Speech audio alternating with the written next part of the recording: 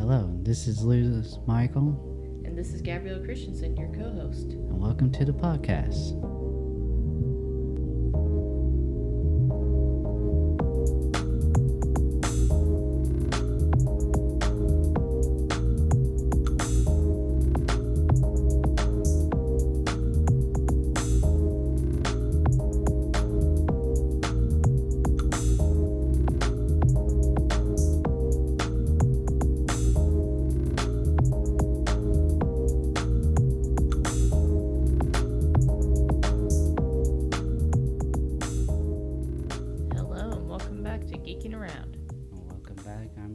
Michael.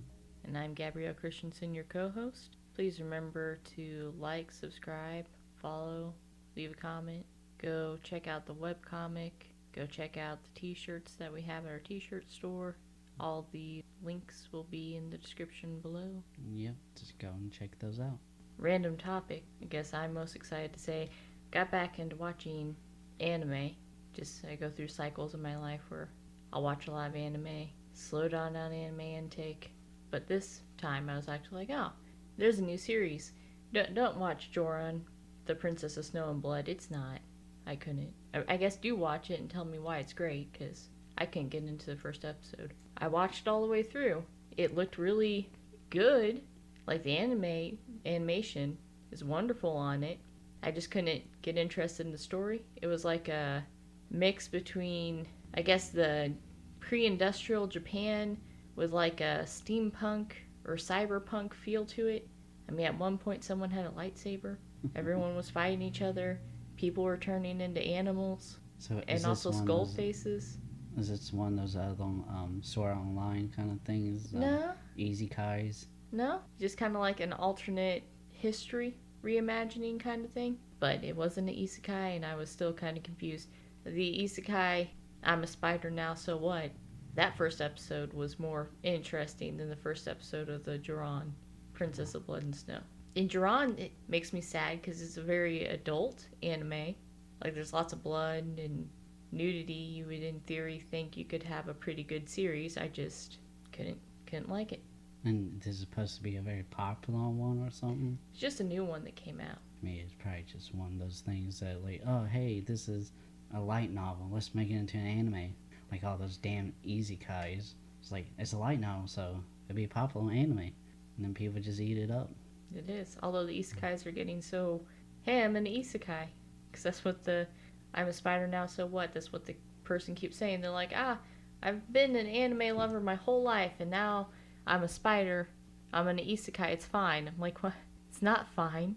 I'd be pissed. If I ended up in an isekai, but I was a spider monster, and just a regular spider monster, I'd be pissed. I find it funny that you said that you started to watch anime again, where we would be reviewing an anime in this podcast. Well, I started to watch I do like a light watching of anime, where I'm like, oh, this is a good series, I'll watch, I'll binge a whole thing in a week. But this is like, I'm actively going to pursue random anime that... Yeah, new different one. Yeah. That you never heard of before. Yep, that Crunchyroll was just like, hey, you should watch this. I'm like, why Crunchyroll? It's not... It's beautifully animated. I mean, it really is. Someone else watch it and tell me how wrong I am. Tell me that Jordan was like the best anime that ever come out. This is also our year anniversary, right? For Geeking? No, next one. Next one? Yeah. Oh my god. I'm a horrible co-host. I forgot what year anniversary it is. Well, it could be this one, but I remember it was after Apple's WWDC event, which this episode come out the day before that event comes out. And then Geeking Around Light will be afterwards. Maybe Apple is gonna... Yeah. I mean, then the year anniversary podcast. There we go. Maybe Apple is gonna unveil in their event that they also have a 3D virtual waifu for your phone like Samsung now does. Yeah, I saw a little bit about that, and I was kind of confused because like I saw real woman, and then like Google created a anime avatar thing for them, and I'm like, what? Like, that's a real woman though. And then it showed a cartoon, like, or 3D of that exact same woman. Like, oh, Okay, so what? I didn't really look into it. Yeah, supposedly Samsung does, and her name's going to be Sam. She's going to be replacing Bixby, but Samsung hasn't actually. It's not official through Samsung. Like, someone else has said that that's what they did, but it's not what actually Samsung has said has happened. I find that funny in that this thing's going to be replacing. This is a female replacing Bixby. And I remember when because Apple didn't update to like Siri and stuff, and so many of these dumbass journalists and reporters, writers all like, oh yeah, about time, because it was very sexist of all these companies to have a female voice assistant, because not all assistants are female. Microsoft had Cortana, which of course is from Halo. I don't think they even knew that. These people that say it was sexist. I never even looked at it like that. You know, like oh yeah, the reason why Sirius is female is because she's a voice assistant and she's, you know, only female can be secretaries and blah blah. You know, I was like, but yeah, I thought it was just so stupid. I'm like, come on guys, and we would talk about more about this and with the IGN thing. Everyone tries to make it out some bullshit political things. Like, no, I guarantee you that Apple or Microsoft and Sony, or not Sony, but Samsung, they all actually probably did research and said that people prefer a female voice for the voice assistant. You know, I don't think it's anything sexist or anything. Probably also or comes even down. sexy, you know. Well, now, unless you're my mom, because she does brag that her iPhone, she can set her Siri to be a British sounding assistant, and or Australian. Yeah, she sets him to the Austrian one, and she's like, Siri, do you love me? And he's like, no, Timmer. So I'm like, why, Mom? Why do you do this? I mean, that's the only sexist thing about it. I wouldn't, at my point, be like, you guys just think females are secretaries. It's more like, why don't you guys make sexy men as secretaries? What if I want a sexy secretary? Well, look at I mean, this is just a TV show, but Mad Men, that was placed in the 60s, and when the British ad company took over, the main boss assistant was a guy. Although that could be because, you know, in Britain they like females couldn't act in, you know, theater and stuff to play female characters. Had a guy in drags the longest time.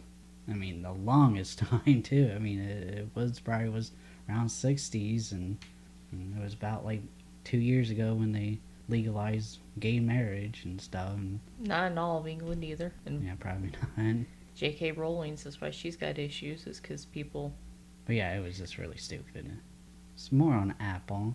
One of the newest updates, I think iOS 14.5, you get this feature to disable phone app tracking. What that is like, say you open up Facebook app on your phone and you scroll through it, do whatever you want with on Facebook, and then you close it out. Like, actually, whether or not you just switch to a different app or to a different website, or you actually did fully close out, they are still tracking you to those other apps that you go to. And this disables Facebook or any company or any app from doing that.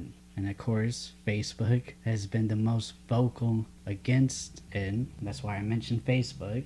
They even put out like 2 or 3 articles in like the New York Times and the newspapers talking shit on Apple and saying how this will hurt small businesses and stuff. And like, the reason why they do that, the tracking, is that's how they do the ads. Like when you're scrolling through Facebook, right, and they're like, oh hey, check out, you know, this, you know, and that's because they tracked you to that website where you was looking at, you know, My Hero Academia t-shirts, and that's why you get an ad on Facebook of My Hero Academia t-shirt. That's why I get all those light novels where they're like, you want to see this woman have snake babies? I'm like, why would I want to see that? Oh, they know why I want to see that. Yeah, like I get a lot of like Kickstarter stuff, a lot of video games and comic books and like especially webtoons and tapes and stuff. My problem with Facebook having a problem is that the reason why they are mad about this, it's not because they want to send you, most best ad to you that personal to you, is because they collect your data. You sign into that other app that you went to, well, they collect your email and all the things that you do on there and then sell it to other companies, specifically marketing companies that most likely are shady, and that's how you get scam calls and spam emails and stuff, and or even actual letters, junk mail and stuff. Because, well, a lot of these apps, when you sign up, you gotta put your name, your address, and your phone number, and they make more money off of selling your personal and private information to all these other companies than they do when I promote my comic book or my Kickstarter and stuff. I'll use Facebook sponsor ad, and you have to pay for that. They make more money from selling your stuff because they make millions of dollars from that. Where this, they probably making a lot of money, I would say, not where near as much. Not getting paid high dollar for that. And to me, like I mentioned, how I get a lot of like Kickstarters and web comics and comic books and video games ads, and like you don't have to crack me to all these other apps to figure out that that's what I'm into. I have it right there in my Facebook profile. It's like, hey, I'm a fucking non. I'm a fucking geek. I host a fucking podcast named Geeking Around. Where we talk about this shit. And like, since it's on Facebook can do whatever they want with that information that I put on Facebook, because, well, that's the app. They are the king of the castle, and they can do whatever they want on the castle. I'm just a peasant there, So they don't need to crack me or anyone to really figure out what you into. Well, like you said, they're claiming Crime Wolf that it's small businesses they're trying to support. However, so there's a small business in Bowling Green that sells good coffee. And I'll even go on Facebook to stalk their Facebook page to see what new flavors of coffee or whatever they got coming out. Facebook never sends me any ads on their shit. No. But they will be like, hey, Starbucks. That's not a small business, Facebook. That's not a small local Facebook. I mean, I'm sure that coffee shop probably also advertises on Facebook. And like, they also crack your location too. So like, it should show that, oh wait, there's a new coffee place to the town next to you, Gabby, and so it should have showed you that new coffee place in Bowling Green. Or with you guys with Dungeons and Dragons, it should have been like, oh, did you know that the game shop in Hannibal has Dungeons and Dragon nights? Yeah. But it doesn't do small business. No, it don't care. Nope. But yeah, if you got an iPhone, you can disable them from doing that. Any app out there. So I think I mentioned this at the beginning, that the WWDC Apple event will be coming up soon. Yeah, it either gonna be the best one ever or the worst one ever, and it all rides on iPad OS. They put out a new iPad. I mentioned this in the last podcast. A new iPad Pro with the M1 chip, which is the exact same thing in my computer and Gabby's new computer, and those are very powerful. Apple's own they created their own chips and very powerful, and so the iPad Pro is now as powerful as a desktop and stuff. But the thing is, like, all the reviews for it, they all said the exact same thing: most powerful tablet ever, limited by the software, because iPad OS is actually just a slightly beefed up version of iOS, which is, well, for iPhones and stuff. It never meant to be a powerful operating system like a Mac OS or Windows or Linux or anything like that. And as we're recording this, we are less than a week away from the event. There hasn't been hardly any rumors whatsoever that there's going to be a big change and iPad OS. Like, some news just came out yesterday, I think it was, that still, because it based off of iOS, apps are limited to only 5 gigabytes of RAM. Ridiculous, because you can get up to 16 gigabytes of RAM in the iPad Pro. It still can, like say you have 3 apps up, that'd be like altogether 15. Then you still gotta have the 1 RAM to for the operating system. So you can have like 3 really powerful apps doing really highly intense computer processing, and it still run perfectly. Or you have whole thousands of small little apps that not really doing much, and you have like I think someone put up like they could have done like 100 apps up, and it never had to like refresh itself. It was able to stay there. But a lot of people are very upset to hear about that, because like like LumaFusion, a very powerful video editing app on the iPad Pro, could definitely benefit from 16 gigabytes of RAM.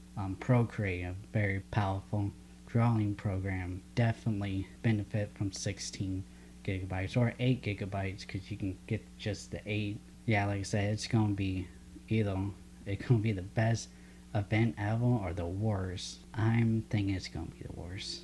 I have no faith in iPad OS, and they just need to make a 15-inch iPad Pro and put Mac OS on it and call it a day. You think it'd be easy enough done? Because like I said, the exact same chips and everything inside this computer and your computer, the MacBook Air, is in the iPad Pro. There's nothing different, like it might be places differently and on the motherboard, of course, because it's different, shape of how the iPad is overall different shape, but it's the exact same stuff. And so there's absolutely no excuse to not be able to put Mac OS, or at least because a lot of people want at least like Final Cut Pro, Apple's professional video editing software, or Logic Pro, Apple's music and audio professional music program, and Xcode, which is for coding. Like, they want all that on there, at least just those apps, and maybe not Mac OS on there, but at least have those apps on there. Right.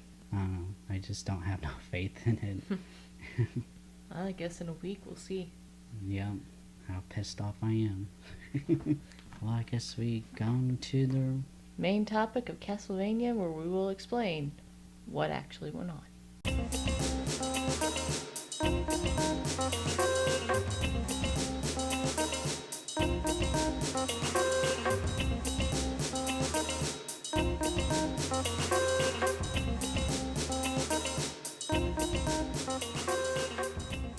Castlevania Season 4 anime review. And yes, it is an anime, so fuck off if you say it's not.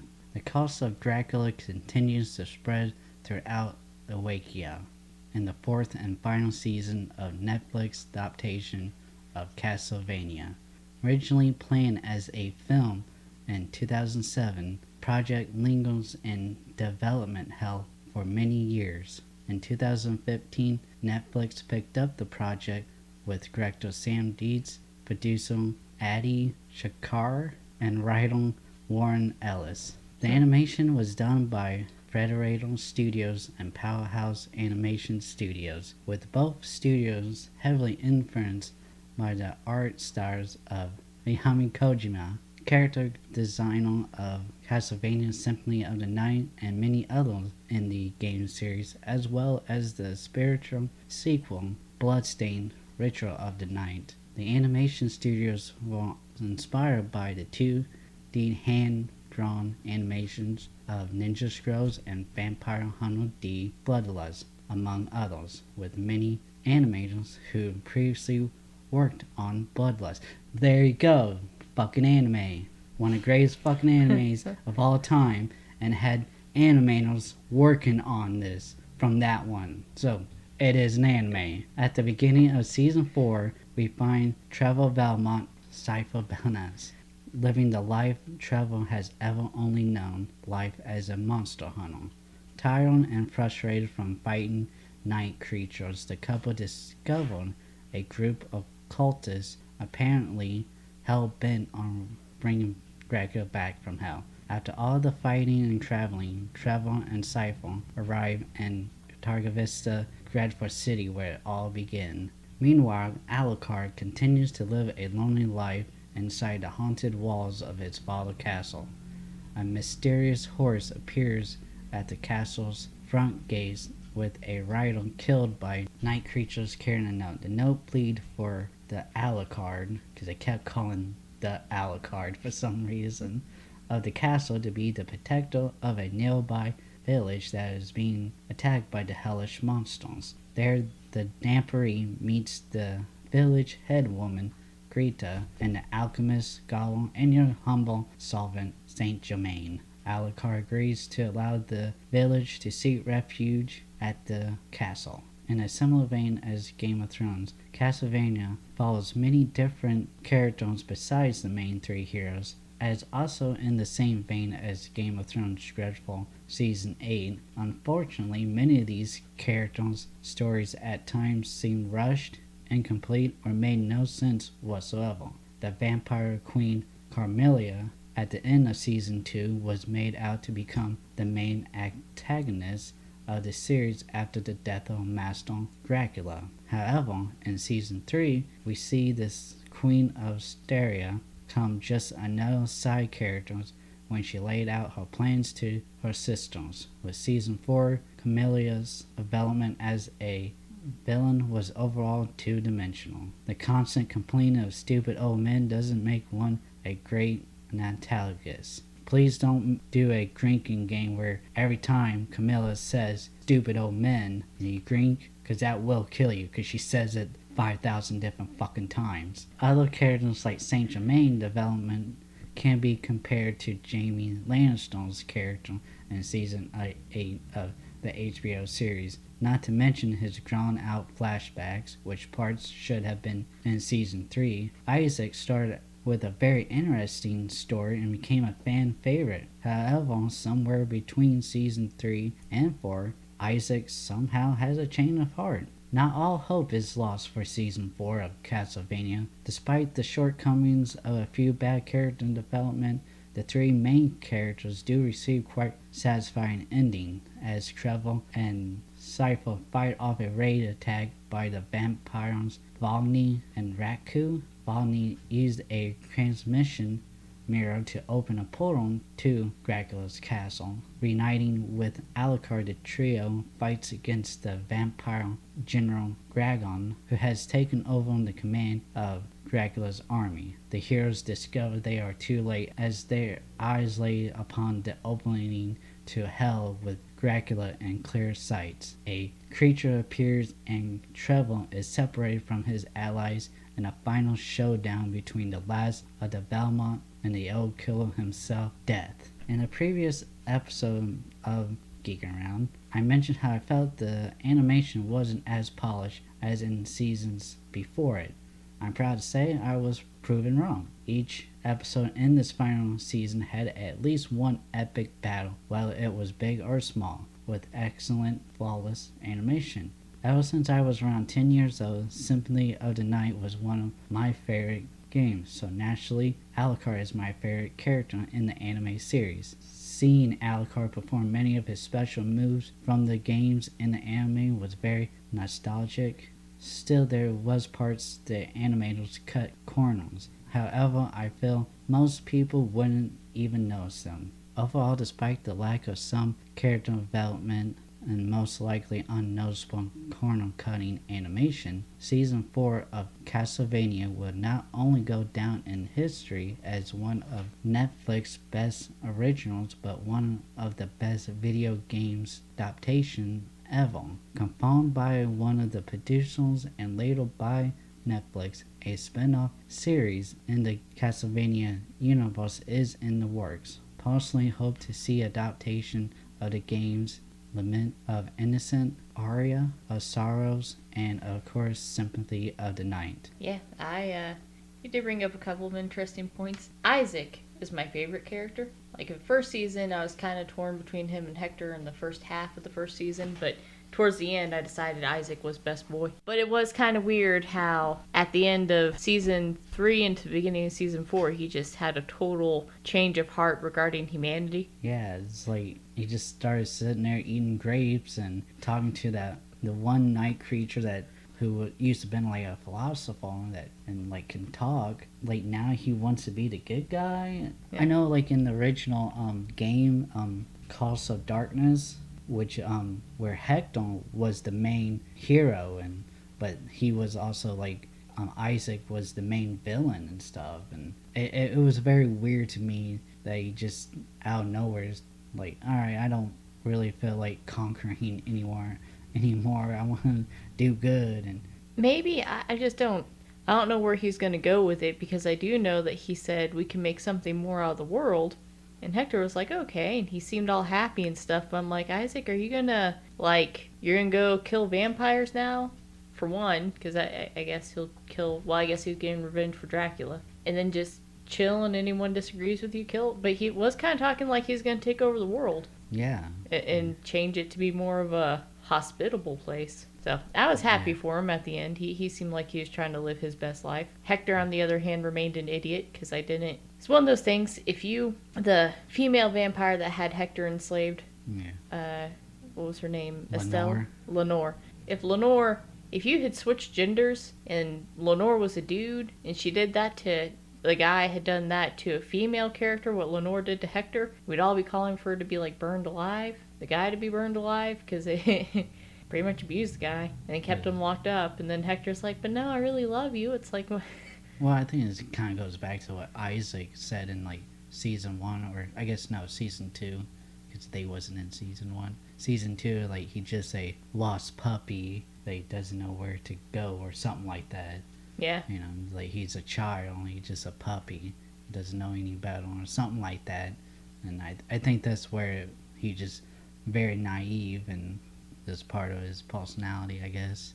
I guess so. You were right. It kind of sucked how Camilla died. I mean, the animation was good. It's just that I thought it would be a little bit more to it. Like, she didn't use any real vampire powers or anything like that, and so I thought that was pretty underwhelming. I also thought it would have been interesting if her sisters would have had that last come back and talk to her. The two that were out at the war front, they would have come back and been like, listen, Carmilla, you're going kind of crazy here with your ambitions. You can't stretch an empire that far.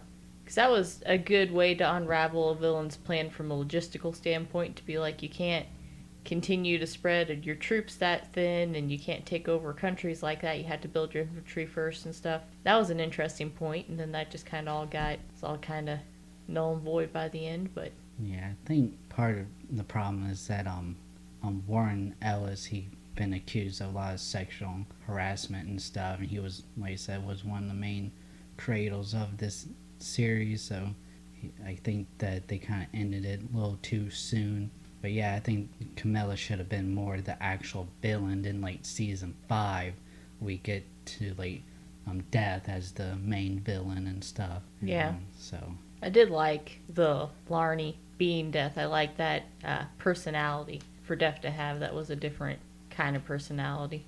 Yep. And they're voiced by Malcolm McDowell, a horror film icon. Nice. Like Clockwork Orange and stuff. Yeah. Yeah, I can hear that voice now that you said that. Bloody Larnie of London. You don't know who I am? It's like, bro, you're not even Larnie of London. You're Death. What the hell? Yeah, it was kind of a weird... I guess it makes sense. It wasn't a bad ending to a show. I mean, at least all the characters had most of their stuff wrapped up. Our main characters did, and that was good. Yeah, the main characters did, and that was the main thing, you know? But yeah, a lot of these other characters, just like Saint Germain, I mentioned how... like part of that really long, pointless flashback of him should have been in season 3. Yeah. Because like it led up to season 3, then it kept going to show us how we got from season 3 to season 4 with him, and so that season 3 part should have been in season 3, and this other part should have been in season 4, you know. But it's like it completely changed his character. Like I said, Jamie Lansdowne, like in season 8, he like, you know what, I'm done with my dumbass system. I'm going with Bree or Bran of Targ and gonna go marry him, blah blah, and all that stuff, and even has sex with them. And then, like, at the last minute, no, I'm going back to my sister. It's like, wait, what? This whole season you've been building up to this, and now you just, like, completely tone very out of character on, and Saint Germain helping the vampires to kill the Viddyoze and stuff, just so he can get to the, the infant doors, or whatever we call them. Yeah, your infinite corridor. It would be, I like occult stuff in real life, so it was interesting to prey on his weakness as an alchemist, because a lot of the old text in alchemy was like, oh, you need such and such a thing, and this is how you transmute life, and you need to make such and such sacrifices. They could have went hard on that. They could have also saved the whole Saint Germain is actually behind it until the end. They could have had it be a mystery for the audience too, because they didn't really have to tell us that Saint Germain was also a villain. Yeah. They could have saved his flashback and everything. Well, in the games, he wasn't really a villain or really a hero or anything. He was just someone passing through with a time machine. But yeah, the animation, like I said, was very good. Like, all the battle scenes, like that one vampire chick, the Camilla Siston, the really big one, she had that really badass, like, armor on, and she'd, like, just slaughtered all those people. Yeah. Like, it was only like a minute long, but it was, like, so cool, and she just like, completely annihilate everyone, and I really liked that armor. It was badass. Yeah, the day armor with the giant cape thing going on. Mm-hmm. Frill. Yeah, and the huge ass sword. It's nice. It's like, I'd like to meet the guy or woman who drew that and who came up with that, because that was pretty awesome. Like, I really liked that. Yeah, it was a good scene. Great. I really liked her. I can't remember her army commander and logistic lady. I really liked their storyline. That was nice, because I liked the logistics lady. Them sitting there talking for a while about, well, should we be out this far? I'm telling you, it's kind of stupid to be out this far. I'm telling you, we can't keep this going forever. And realizing, yeah, we really can't keep this battle going forever. We need to go back home and tell Camilla, even though Camilla's probably going to try to kill us because she's gone crazy now. Yeah. Or she was always crazy. Really crazy. She was left alone too long. When she's alone, she schemes. But I do think it's funny. Don't take a shot every time she talks about the angry old men. But stupid old men. That's how Lenore killed herself. She was just playing the game in reverse after Camilla died. She's like, okay, I'll just drink all this wine. For how many times my sister complained about stupid old men. Or she was just drinking wine. And get myself so drunk I'll walk out into the sunlight. That's my headcanon. She was playing the drinking game, she died. No, that was just kind of stupid to me, and I think that was just, it was rushed. It's the end of the series, so we gotta kill off everyone and or whatever, and so they end up just like, yeah, we just have a walk outside. Yeah. That's about it. I would have liked to see more of Varney. He became one of my favorites right before he said he was deaf. Like, we've seen him a couple times. Then they actually get the episode where he talks a lot, and I'm like, yeah, I think I like Varney. And then he turned into death and then died. My thing with death, like, he still had that Varney, like, Cockney speech with, oh, mate, it was like, dude, you're deaf. You're 8,000 feet tall. I mean, I don't know. I feel like it should be, more like Dark Side, and Snyder Cut, and, this deep, really deep, scary voice. And that's the thing I had against, on the Age of Ultron, like, I swear that actor on his voice, which is not a bad actor at all, seen other his movies and stuff, and TV shows, and excellent actor and stuff, and it just felt like he watched James Woods' performance as Hades in Disney Hercules a little bit too much. Yeah. And so it just like that worked in that cartoon, but it doesn't work here. And I'm like, yeah, this is anime. I feel like it should have been, like, I know it's kind of like cheesy and cliche to have the big villain with this big scary voice, deep voice type of thing. But sometimes those cheesy shit works. Yeah, I guess in a way they're just trying to be like Def doesn't give a shit, so he'll keep his weird accent. Because that's the thing though too. He's just like, I've been here since the beginning of time. I'm like, then why do you have your English accent still, bud? You're no longer Larney from England. Yeah, you're dead. That whole putting Dracula and his wife in the same body plan was, yeah, I can see why that pissed him off. Piss who off? Dracula and his wife, because they were putting them in that same yeah. body to be the homunculus type thing. Yeah, that's the whole, go back to that alchemy kind of crap. Yeah, which really alchemy is all about an inner turmoil. So I do like the fact that if Saint Germain had stayed more of an alchemist, he probably would have realized that. But I guess it's going to open up, there's possibilities for a spin-off where you follow Saint Germain and his girlfriend that he's been chasing for forever. Like I said, one of the producers, they confirmed that they are going to be doing a spin-off series, and he did mention, like, he didn't say that he was doing it, but he said that they was interested in doing Soma Cruz, which is from the area of Sorrows, which is actually a reincarnation of Dracula, like in 2030 or something like that. So in the future, and so that it might be there, and since he's an alchemist, Saint Germain could be there. Would be interesting. But I would rather see, like, I think they definitely should do this, because they mentioned Leon Belmont, the adaptation of Limit of the Innocence. Yeah. Lament, or whatever it is. Because that's actually how the Belmonts became, monsters hunting, vampire hunters, and how they got the vampire killer web, and how Dracula became a vampire and stuff, and like they was both actually best friends, and they was knights in the Crusades or something like that, and Dracula wanted like immortality, kidnapped Leon's wife, took her to his castle to get the Crimson Stone or something like that.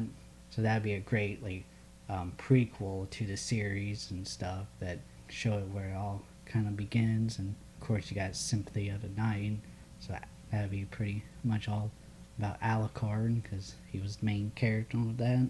Or do the original Castlevania game, because I think is it Simon Belmont? I think he's either the son or the grandson of Trevor and Siphon. That'd be pretty much a correct sequel to it. Interesting. I don't, because in the original, of course, Dracula was the villain in the original game, so I don't know how that he would turn back into a villain with his wife unless something just horrible happened to her again. Well, kind of like Symphony of the Night and stuff. Like the main villain was Dark Priest Shaft, so he was trying to bring back Dracula and stuff, and brainwashed Rectal Belmont, so you had to fight him and stuff. And of course, like Death and Camilla was all been the main villains in the game series and stuff. To me, I feel like that they kind of pushed themselves in a corner, like you said. How can they have Dracula as the villain when came back and with his wife and stuff, and like how could we get to Symphony of the Night where Alucard was asleep, woke back up because he sensed there was something wrong with the Belmonts, because he got brainwashed, like I said, and so he came back and to see what's going on. There has to be something in between that they have to come up with original to make it make sense to get to the other and then it's game kinda, adaptation. You would kind of destroy it too, because then you'd have to have Alucard for somehow him and Greta never have a child or anything. Well, there was one, I don't think it's considered canon, but there was one where a female Belmont and him had a child, and that's how the Belmonts end up later on having some type of connection to Dracula. But I don't think it's considered canon. That'd be kind of weird now too, if if they twilighted this and Sypha ends up giving birth to a female Belmont, and Alucard's like, well, this whole time, Sypha, I've been really close to you, but it's really because I was close to your unborn child. One thing I was was thinking that I actually think Trevor should have died when facing death. To me, I think that would have been the ultimate sacrifice. I mean, he did do the ultimate sacrifice because I think he actually did die, and Saint Germain opened another portal to pull him back out. Yeah, because he said he did something where he reversed time. Yeah. Just long enough for him to get through and spit him out the river. But yeah, I think it would have been a lot more impactful if he died and stayed dead and stuff. I think it's just people want to see... They wanted it to be a happy ending. So that way if the series just ended there... Because a lot of times nowadays, things are always left in kind of like a sad state. Well, I mean, still have the part with Alucard making the town and Siphon saying she was pregnant and stuff, and she could stay there, trained the little boy, Trevi, and like she would have both access to the Dracula's castle and the Belmont hold, and so it becomes even the ultimate vampire killer, and bam, Simon Belmont. And then we get into Castlevania, the original Castlevania game. But yeah, they probably didn't want to do too much like season 8 of Game of Thrones, because Game of Thrones is, other than like one or two characters that got an actual satisfying ending, the rest got some bullshit ending, or like something stupid like, oh, he has been the perfect king for us the whole time. He said he didn't want to be king. Yeah, they're going off of that. Like too many times, with Game of Thrones and stuff, that just everyone dies, and like, oh, if you thought this had a happy ending, you wasn't paying attention. And I think that kind of bullshit got old. Not in the books. George R.R. Martin does keep you suspended, but it does. Well, yeah, because he's not writing anything. Well, otherwise, yeah, I was happy with Castlevania. Do we want to get to the news? Yeah, I guess so. All right.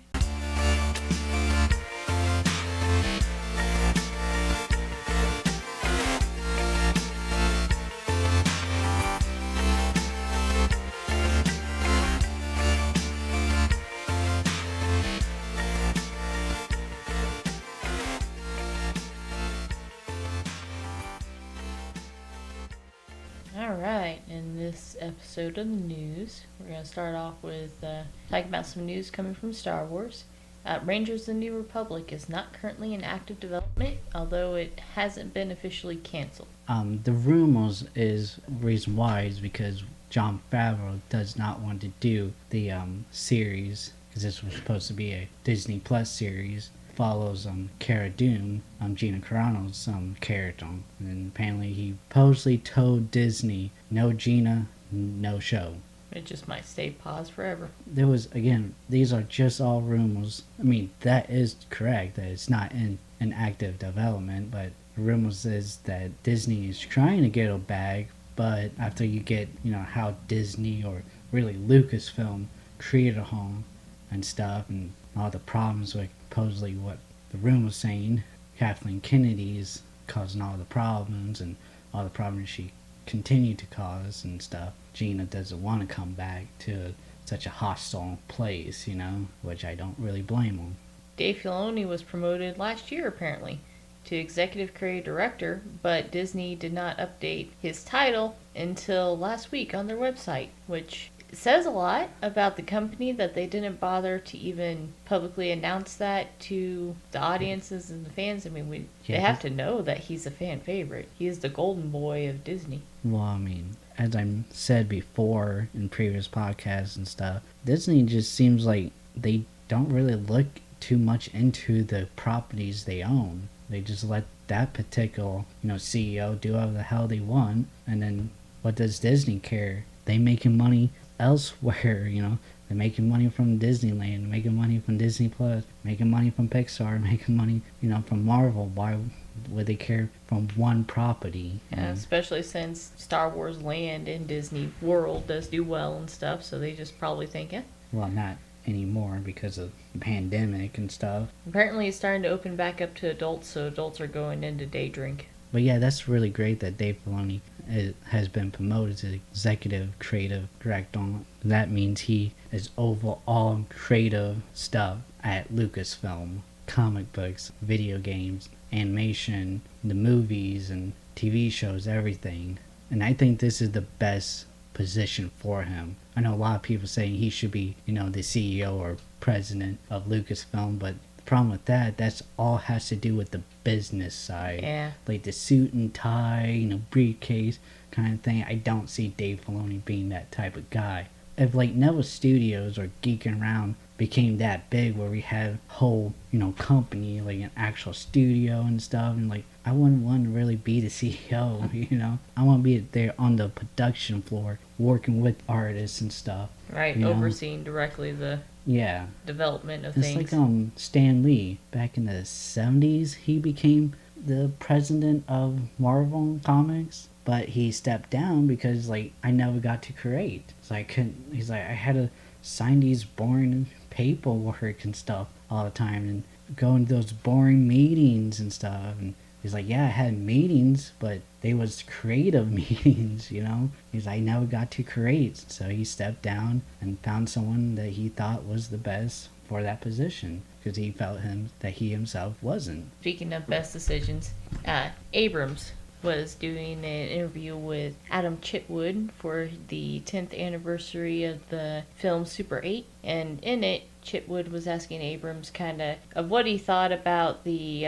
creative handoff that happened between him and Johnson and kind of how he saw the Star Wars trilogy going. And J.J. Abrams did say that having a plan for a series and being able to adjust for changes is better than to not have a plan at all going in his many years of producing various kinds of media. So he didn't outwardly say that he regretted what happened with Star Wars. It sounds like was saying they should have had a plan and they didn't. They just got him for a one-off movie and didn't really have a roadmap for where they wanted to go after that. Yeah, I remember hearing a rumor, it's been a while ago, Bob Iger was the one that really wanted J.J. Abrams to direct The Force Awakens. That was more his thing, but it was Kathleen Kennedy who really wanted Rian Johnson or some other director, to direct it. And so I feel like that's the reason why there was such a difference between the two.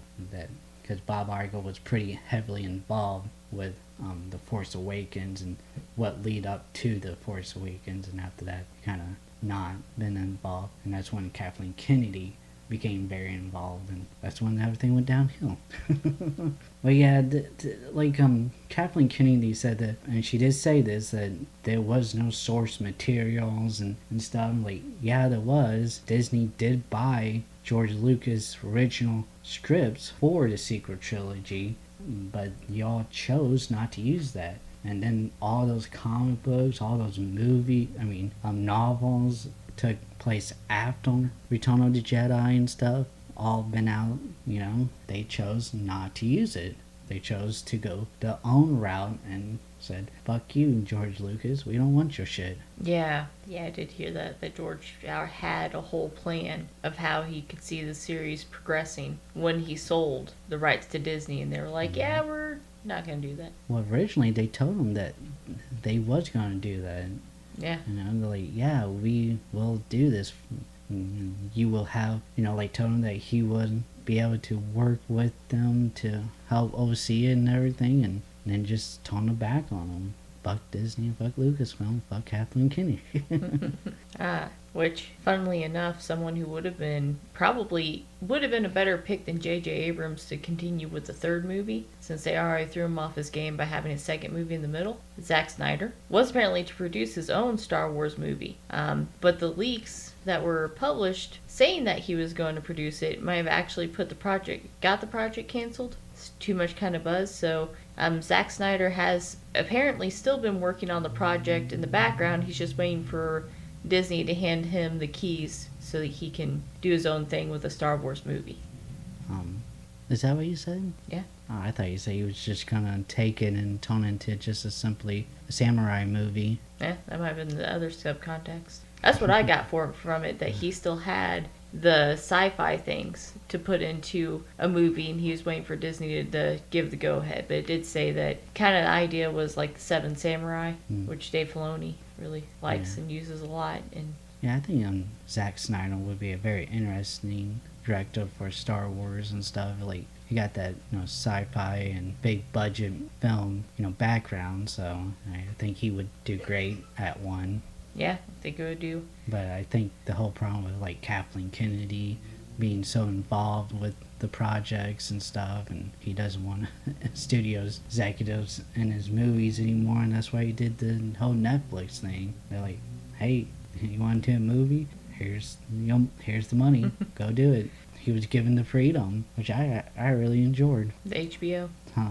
The HBO Snyder Cut? Yeah, well, the Netflix movie, The Army of the Dead. Oh, yeah, everyone's been talking about that. I haven't checked it out yet, but everyone's saying I mean, if you like zombie movies, like Zack Snyder, exactly what you expect, what Zack Snyder would, do, like, and really cool that he was also like pretty much did everything himself. He directed, wrote it. Well, he had other writers with him, but he did the cinematography, he did the editing all himself, and so they're pretty cool. Speaking of Zack Snyder, with DC news, WDB didn't understand Flash turning back time in the Snyder Cut of the Justice League to the point that they ordered it to be removed from the movie, which really throws me because I guess they must have different executives over your movie versus your television show, because I know that they used the Flash's ability to go back through time in the WB series that was on CW, I believe that is, so this channel Supernatural was on. He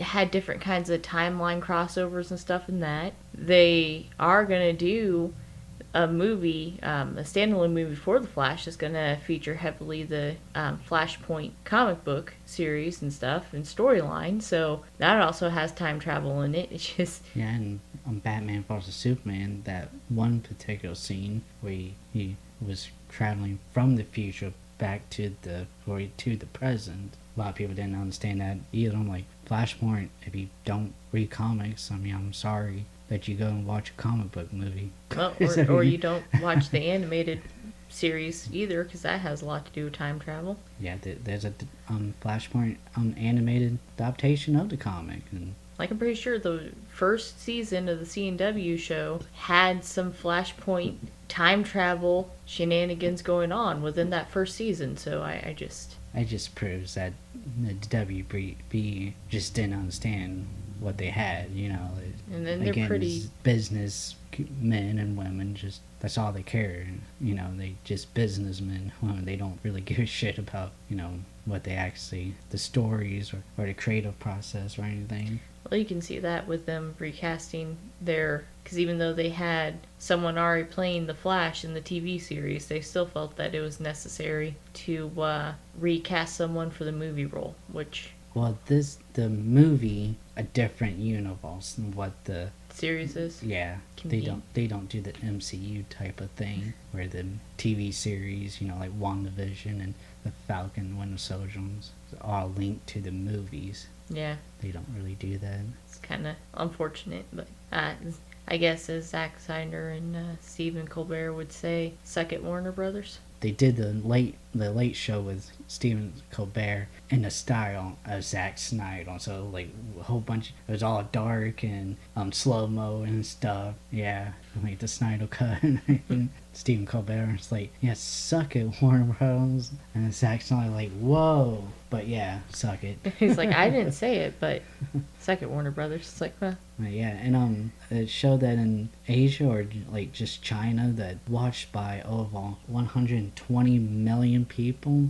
Again, add all that stuff up, it probably would have been profitable to put it all in theaters and stuff. It would have been profitable just put the Snyder Cut in the theaters. Yeah, that's what I just said. Well, put it in the theaters, but it continue on. I figured you're meaning it would be profitable for them to continue on with Snyder, which it would be. But yeah, at least like, yeah, Warner Brothers and DC wants to move on from the Snyder balls. They can always just make the Snyder cut stuff. Snyder balls, just HBO originals like the Snyder cut. Yeah. Just do it like that. They can be separate things. You'd sell enough merchandise, I'm sure, off of it to make up for it. Yeah. Warner Brothers and DC don't want to do that. Nope. They want to pandle to the few people on Twitter. Which means we're going to get a Highlander remake, Reboot, I guess not necessarily remake, it's reboot with Henry Cavill set to star. It's going to be by Lionsgate, but Supposed to be directed by the director of John Wick, so that'd be pretty cool. that would be. And, That's one of those things I've never watched, actually, is the Highlander. oh, really? Yeah. Huh. Surprise, surprise. Many things I haven't watched, but that is one of them that I see Robot Chicken references for, and I'm like, I don't get it, but okay. Like, Highlander was like one of those movies from the 80s. Really, the 80s wasn't all that great. People were like, oh no, blah, blah, blah, blah. Really, they wasn't. They were pretty mediocre and stuff. And Highlander was like that, like you think of the Matrix, like only the cool kids seen the Matrix. Or like Requiem of a Dream. Not necessarily the same style of movies, but only the cool kids seen that movie. Only the cool kids got that movie. That was the Highlander back in the 80s. Only the cool kids seen it. See, it's how uncool I am. I still haven't seen The Matrix or Requiem for a Dream. I don't think I've seen that one anyway. So, also speaking of cool kids making some cool blunders, in a little op-ed for I believe it was the Hollywood Reporter. They had the Hollywood's top 100 lawyers, and in there was a lawyer named Warren Dern, forgive me, sounds like a villain from a horror movie, who represents such clients as Zack Snyder, Amy Poehler, and Todd Phillips. The Hollywood Reporter was stating, while going over Dent's recent deals, that Todd Phillips struck a deal to write the next Joker installment. Joker 2 has not been confirmed by Todd Phillips as of yet, and apparently they're getting some backlash for having that air and mentioning that, so it's probably not really confirmed. Just it's the Hollywood Reporter. Anything that has Hollywood in their name, I kind of assume it's just full of shit. Or report them. Yeah. So they getting backlash for releasing that information? Yeah. Okay. For saying that, they're kind of getting people like, you shouldn't have really talked about that. So it is interesting. I know when the movie came out originally, Todd Phillips talked about, how it was a once-in-a-lifetime thing, that they really wanted to do a unique story. I know Joaquin Phoenix said that he was interested in playing the role because of the direction the role was, and it was an interesting role to play, but he really talked like he wouldn't do a sequel. Like, if they came up to him with a sequel, he wouldn't do it because he doesn't want to just keep playing the same role over and over. Yeah, I can see him saying that, but also he seemed like he really liked the role and stuff. Like, he really enjoyed himself on there, so he could have, at one time, maybe he didn't want to, but then he went back and no, let's do this again, Yeah, if Todd Phillips can come up with another interesting direction to take the Joker, he might be able to get Joaquin Phoenix back. Yeah. See that? Oh. In very sad news, the creator of Berserker, Kentaro Miyaru, has passed away from cardiac arrest at the age of 54 on May 6, 2021. That's our hearts go out to their family. It's always hard to lose somebody, especially someone that young. But yeah, that's very sad. And like his assistant, one of the assistants said like something, a lot of people thinking that the assistants will continue working on Bazong, or they were just saying like his memory will continue to be with us or something like that. I can't remember exactly what to say, but a lot of people was kind of conflicted on what they truly meant. Maybe some things got lost in translation, Japanese and English and stuff. But yeah, especially if you're using Twitter Translate, that can happen. But it is sad, and it really did have an interesting take on medieval European lifestyle and stuff. yeah, it said that Castlevania anime influenced by some of the styles from Bazong on manga. They didn't want to do 3D animation. Demon Slayer is second only to Pokemon the movie, Mewtwo Strikes Back. Mewtwo Strike in the United States. And let me restart that whole thing. It's kind of hard to go on to a different topic after you talk about someone's death, so I should have arranged that differently. In Japan, Demon Slayer Mugen Train is the #1 animated series. It surpassed Spirited Away. In America, there is one anime movie that stands above Demon Slayer, and it is Pokemon the movie, Mewtwo Strikes Back. Apparently, Mewtwo Strikes Back had generated $80 million when it was released in the United States. Demon Slayer has grossed $45 million so far, which is huge. And think if there wasn't a pandemic. Yeah. That's probably what the most we've seen people in the theaters when we went and watched the Demon Slayer movie, and that was like 20 people. It was, and that was know? the middle of the day on a Sunday too. And so, like, if it wasn't in the pandemic, I guarantee you it was past it a long time ago. Yeah. Also, I just actually read this morning. The Demon Slayer, the manga volume, actually outsold just Demon Slayer itself. Outsold the entire American comic book industry. Good job, Vincent Oyaba. Good job. I don't get... Okay, we've been watching Jujutsu Kaisen. I haven't. Okay, I did. I love Jujutsu Kaisen. I loved it enough I had to get myself a body pillow off of one of the characters on there. But I still don't know why it is that some people are like, Jujutsu Kaisen's better than Demon Slayer. Because kind of can't compare them. Like, they're like, oh, you know, Jujutsu Kaisen's doing everything Demon Slayer was doing. They're just doing it better. And I'm like, I don't see how... They both fight demons? Kinda. It's a different kind of supernatural thing in Jujutsu Kaisen. That would be kind of like saying that Inuyasha and Demon Slayer and Jujutsu Kaisen are all in the same... should all be compared to each other. And I don't really think they should. They're different kinds of stories. So, I just wanted to throw that in there. In Japan, Taki Nashimaru is hoping to make some changes for the better for the animator community with the help of the Directors Guild of Japan, which I think is pretty cool that they call them Directors Guild. I guess there's Actors Guild and stuff, but... Yeah, there's Actors Guild, the Producer Guild, the Editors Guild, Writers Guild. There's all those bullshit things. Yep. Well, at least I know here in America, I didn't know there was a thing like that in Japan, though. When I think of Japan and guilds, though, my mind immediately goes to anime and MMOs where they're like, join the guild. I'm like, huh, it's have fun and whimsical. It's the same thing over here. The group is an advocacy group for the members to join, of course. The group pools their resources to protect directors' personal and professional rights. So Taki Nishimura had said before that, you know, as a director of miniseries, he only gets about $900 a month for directing series. So he has to work several different jobs to be a director of several different series to try to make ends meet. So he's trying to change all that. He did even say in his interview that if he did succeed, it would make his job worse. He would get less money, but it would hopefully make everyone else's job easier and a little better. He also talked apparently with his lawyers and told them that he doesn't have a contract or anything for his work that he signs when he goes under it, and they were totally baffled that that's allowed. So hopefully there'll be some good changes coming to the anime series. Anime series, like their lives as an anime series. I'm glad. The anime studios and businesses.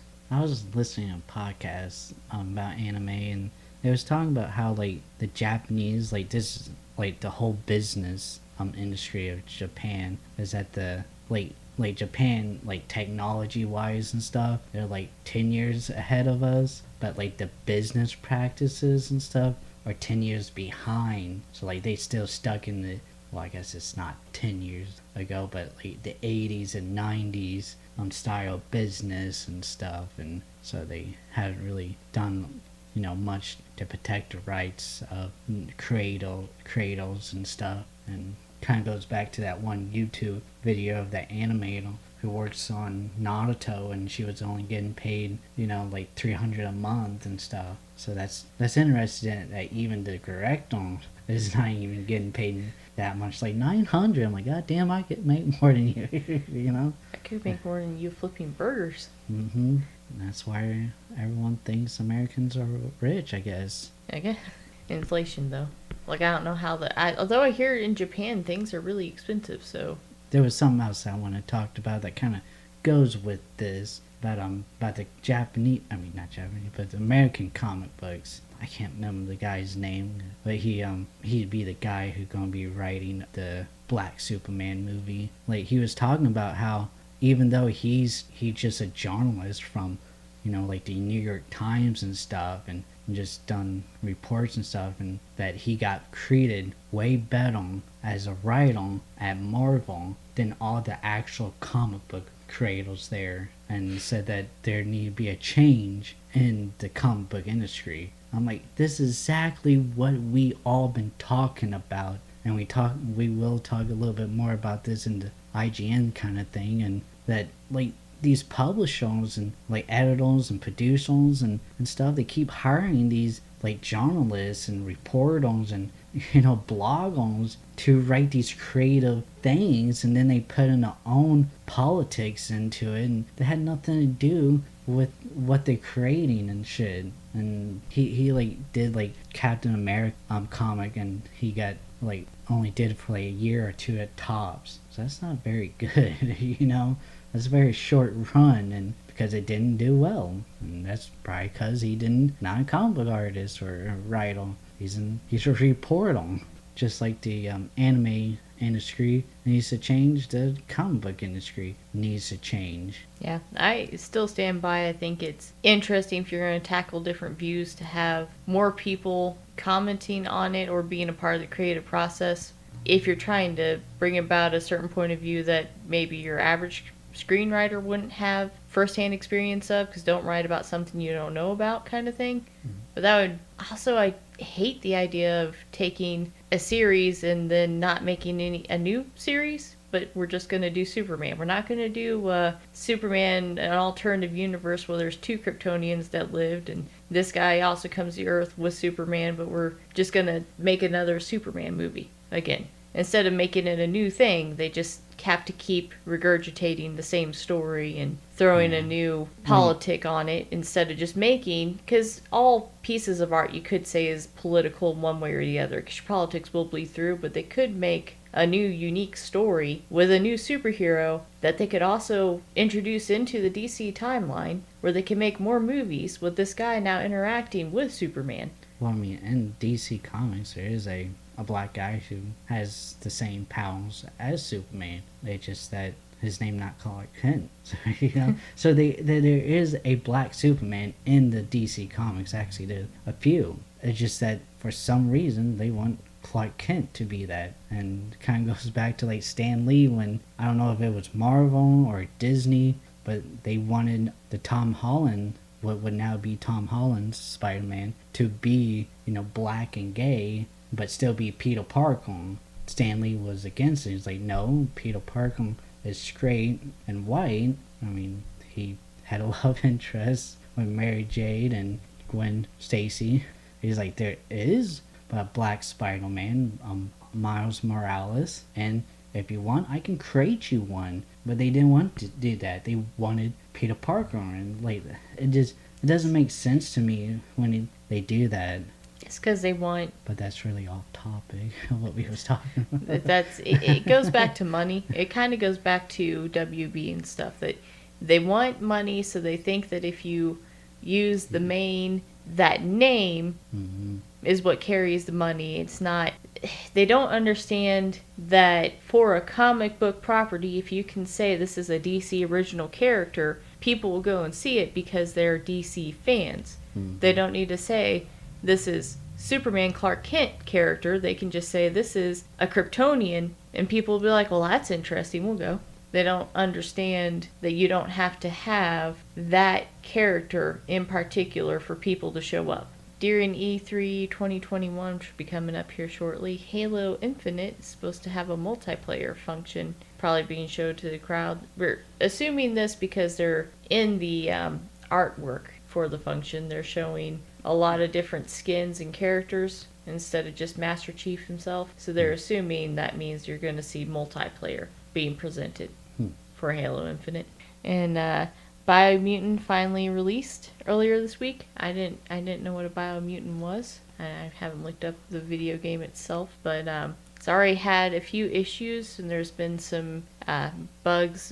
People were apparently saying that the combat was lagging in some places. The sound and music needed to be fixed. There was just a lot of things that were wrong with the series, but the creator, Experiment 101, has already responded and said that this week there should be a massive bug that's going to fix all those problems. So it's nice that they're listening.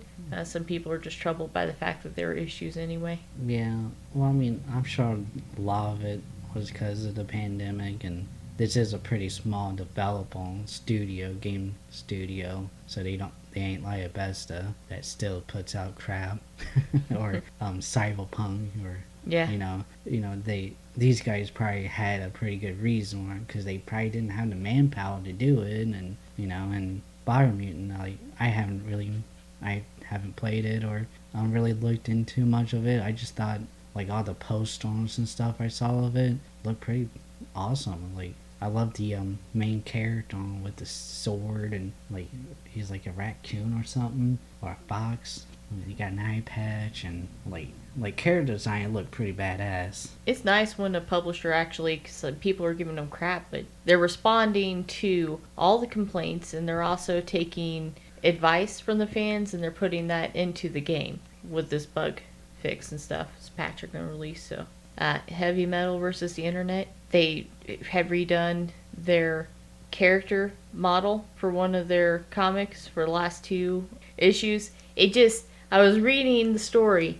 They really, it pretty much, the character is this girl who's a child of the universe. Literally, the universe birthed her to destroy evil. So she's a representation of our universe. And she fought in a bikini, in an armored bikini. But then, for the last 2 issues, they redesigned and put her in full plate armor. But the Internet, see, I thought Heavy Metal was just going to be like, anyone who said anything like negative about the armor they were going to freak out on. They just were yelling at anyone who said anything. Like one person was just like, hey, I really like the armor, that's an improvement. And they were like, oh, you shut up, it's not, she has the right to do whatever she wants. I'm like, yeah, pretty much they just wanted to fight the Internet regardless of whether someone was just like, yeah, I like the suit of armor. They get mad and have an angry comment. If someone was like, I don't like women in bikinis, but the suit of armor doesn't look that great, then they get mad at the comment. If someone was just like, hey, your character is supposed to be just in a bikini the whole time, you're changing her now, what the hell, man? Then they get mad at that comment too. They really just, anytime anyone said anything, they wanted to fight them. Yeah, it's kind of like with the whole, like, Star Wars, and it wasn't as bad as that, but like they would attack people like out of the blue and stuff, or Lucasfilm employees on Twitter and stuff would attack people, when someone does say a negative thing about Star Wars or something. To me, I think that's just very unprofessional and stuff. I mean, it's a job, and these are customers, fans, clients. I think what Lucasfilms does is worse than Heavy Metal. Because the same, agreed. Their customers and stuff. Heavy Metal just seems like they're trolling everyone. Lucasfilms would outright, like, mock people and stuff. Yeah. Like, Heavy Metal was like, well, do you change your underwear? She's got a change of outfit. So, Heavy Metal is the social media aspect is being ran by a 13-year-old. Yes. Sounds like. Pretty much. Well, I know what you are, but what am I? Yes. They're like, you're mad? Do you change your underwear? Your neighbor... There was even one part where they're like, the neighbors reported you to the police because your underwear smells so bad. I'm like, okay, Heavy Metal. But what they were doing didn't seem... It's still unprofessional, but not quite as bad as what Lucasfilms does, where they're like, well, these fans are just crybabies and blah, blah, blah, and we don't need them in our fandom then, and you can leave, and... I guess Heavy Metal kind of said the same thing, but it just didn't seem quite... Someone where, like, you all need to grow up, and we in a new age and stuff. I'm like, no. But then they also attacked the person who was like, I like the armor. They were just like, your opinion doesn't matter. I don't care if you like it. I'm like, no one could appease them. It still doesn't quite hit the same aggravating bone with me as the Lucasfilms one does, although I do have to say the armor's not that pretty. Yeah. It's like we were talking about with Castlevania, like that moment where she takes that armor out and it's just a big old hunky metal black armor, but it looks amazing, and you're like, yeah, go kill those poor farmers, just slaughter them, man, step on them. We weren't mad that she wasn't in a bikini, it's just the armor doesn't really look that impressive for the character. Looks like before her bikini even was a little flashy, and now she's in just like plain, very basic armor. Yeah. It's kind of like the sweats. She's just in sweats, which alright, but they're not even the cute Hollywood sweats. It's just, it's kind of basic. It's alright, I guess, but... I mean, Heavy Metal been out since the 70s, and what they was doing just fine. I mean, I'm sure just like everything else in the comic book industry and magazine industry, that, print is on the decline and stuff, and the stories and the artwork wasn't the problem. They just It's just you gotta start changing your way that you produce your products so that you can still make money off of it. Story we've been talking about, I think, pretty much throughout the whole podcast, which is the IGN with their parent company going back behind them and totally removing a story that they had published. Yeah, like I understand, like you want to do something nice and do some charity thing, raise money for victims and this thing or whatever it was. I don't know anything about the actual Israel and Pakistan or whatever it is. Yeah, where Israel is getting attacked is mostly not populated, but where they're bombing back is heavily civilized, or there's a lot of civilian casualties involved. Is the Well, it's still hot take on it. it's still a political thing. Right. IGN is a gaming. It started out as a gaming website and like moved on to like comics and movies and stuff like that. But it never has been political, like all the other gaming websites and magazines like Polygon and stuff. They all really went all political. Really like, oh, here's my review of Biomutant, and but somehow it has to do with vegans and Donald Trump ruin everything. It's like, what does this game have to do anything with that? And also how it was helped them realize that they to come out of the closet about being gay and stuff. I mean, I don't know. Maybe a furry with Biomutant. But yeah, the parent company basically just told IGN that, like, no, we can't put that article out because of a political thing. This is a gaming website, so we've taken it down. And then a lot of people at IGN got pissed off about it. To me, like, this is the only time when I would agree with executives, the managers and stuff. I'm like, yeah, it's a gaming website. But yeah, get on Twitter, start your own charity, on your own personal charity and stuff, to raise money for it if you want. It just don't use your work, place as your political thing. I mean, even if it was a good thing, it's still a political stance. And again, it's a gaming website. It's about games and stuff like that. I saw like a lot of because some of the writers or employees from IGN comment on like Twitter and stuff, like and blaming YouTubers for like because like all these gaming websites and or like comic book news websites type of magazines type of companies are losing money, lots of money. A lot of them are being bought out by other big companies, and a lot of them are going to bankruptcy, and I think it's all because, well, a lot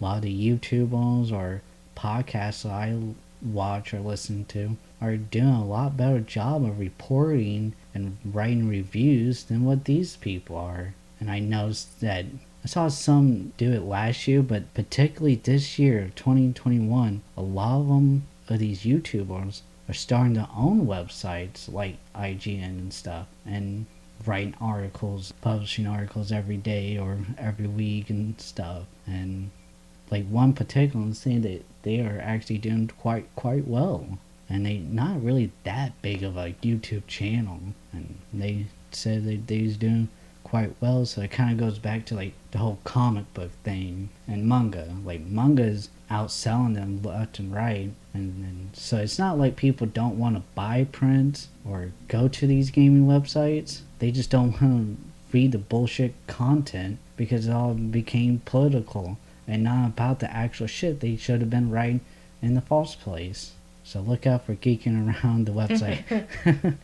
We're gonna call it GAN, just like IGN. GAN, Geeking Around Network. Hopefully soon start out with a newsletter. That'd be like a more of a written form of the podcast. Come show there's a lot of people out there that don't want to hear our voices, so they're like, give me the written thing, and I'll take the 10 minutes to read it, or probably 5 minutes really to read. But we take a 2 hours to do all this. Yeah, we kind of go off on a lot of tangents. we'll have our written out stuff, and then like the news blurb for heavy metal was heavy metal versus the internet. That's literally all you would read in the newsletter is heavy metal versus the internet. But yeah, if you want more deep discussion, you gotta listen to or watch the podcast and stuff. And I do have a blog where you can read the review, but after the review, we always go more in depth and stuff. So you could always read the review and then come back and listen to the more in depth portion. And tell us how wrong we are, or tell us how right Michael was and how wrong I was. Yeah, I think that's all we had. Oh, we almost forgot it because we had to do a Chadwick ombudsman thing. I don't know if it was confirmed or not, but I think it was. But there will be a Wakanda Disney Plus series. That'd be really neat. It was supposed to be based around his bodyguards, with the spears. Yeah. And stuff. So that'd be pretty awesome. Well, you guys have a good one until we see you around for Geeking Around Light. If not, we'll catch you next month. Yeah, make sure to like and subscribe and check out those links. And we'd also love to hear from you guys. We do try to comment back. And until next time, see you around. See ya.